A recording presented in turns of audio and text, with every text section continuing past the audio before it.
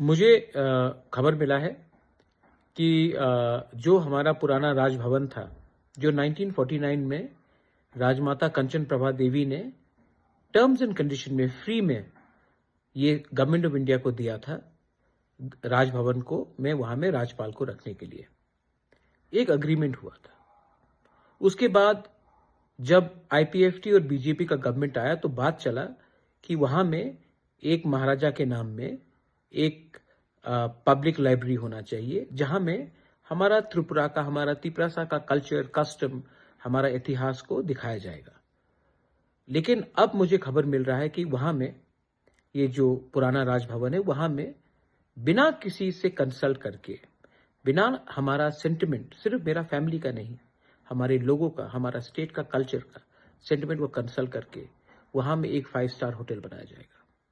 सब चीज पैसे के लिए नहीं हो सकता है, सब चीज प्रॉफिट के लिए नहीं हो सकता है।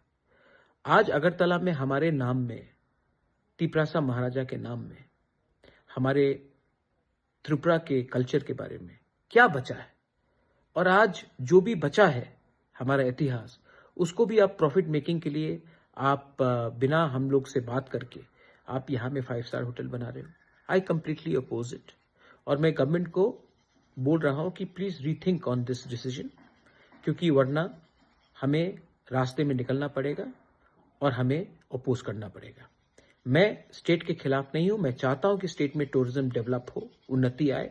आप कहीं और में बनाइए, जगह मैं दे देता हूं, लेकिन हिस्टोरिकल प्लेसेस में, वहां में बिना हमारे लोगों से कंसल्ट करके ये सब करना, ये हमेशा हो रहा है।